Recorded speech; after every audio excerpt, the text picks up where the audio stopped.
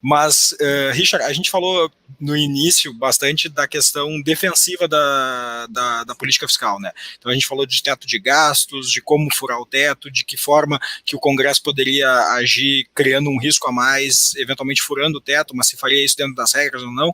Eu queria falar agora um pouco da parte, entre aspas, ofensiva da política fiscal, no sentido de avançar a agenda de reformas, avançar a parte institucional e a gente ver e verificar se existe a possibilidade, não de um risco, aí nesse caso, mas de uma possibilidade de melhora.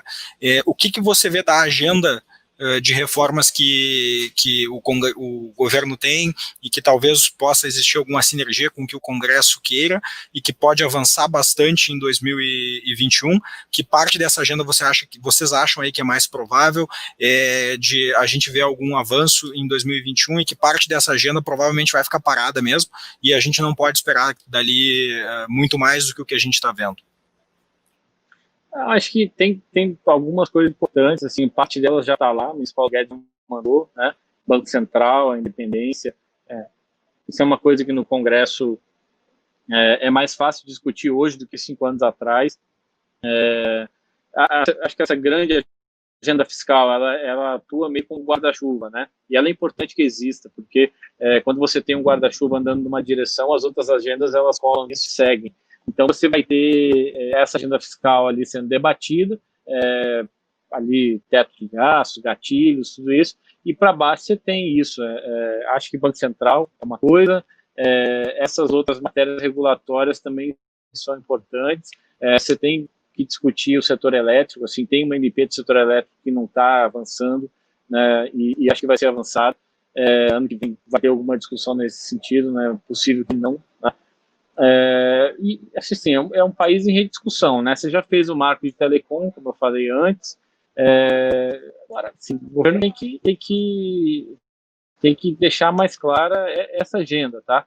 Tem muita coisa picada e de vez em quando você tem um acidente, mas a direção dela, eu acho que é essa agenda do governo, essa microeconômica que a gente chama, né?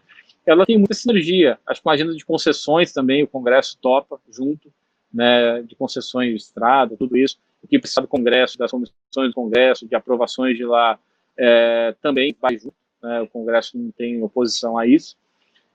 Acho que é muito difícil assim o governo propor uma agenda e o Congresso não apreciar ela ou rejeitar essa agenda, tá? Se o governo tiver muita clareza nisso. Por exemplo, a BR do Mar, que o Paulo Guedes chama de cabotagem, né? Isso está andando a passos lentos, mas está andando. Vai ser muito importante os setores, transporte, logística, para tudo, né? Tem algumas outras que o governo tem mais dificuldade, por exemplo, transporte, né?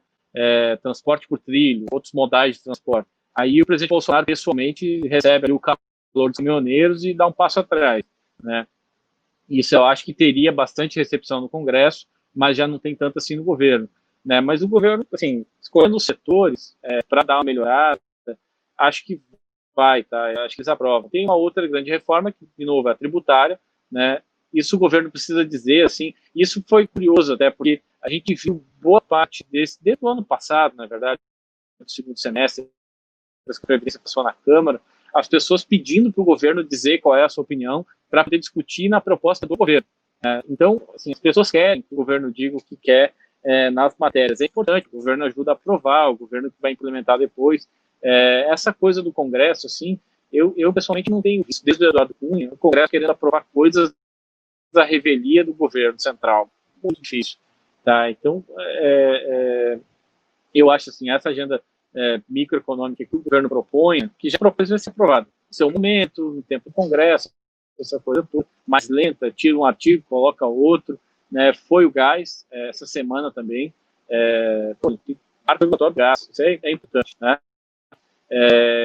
Eu acho que vai nessa linha no ano que vem, tá? Marcos regulatórios e ganho de produtividade aqui ou acolá, e isso eu acho que o Congresso tem acordo, tá? Ou pelo menos acordo tem maioria, né? Para aprovar essas matérias, até porque muitas delas são via projeto de lei, então você não precisa de quórum qualificado, não é aquela bagunça toda que você precisa para votar uma PEC, são coisas mais simples que dependem da discussão que você faz no dia a dia com o Congresso, do clima que você tem, para ir aprovando uma atrás da outra. Assim.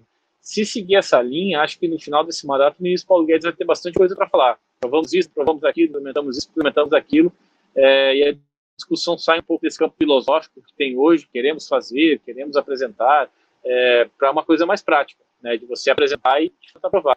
Eu acho que ano que vem tem um bom caminho para isso, tá?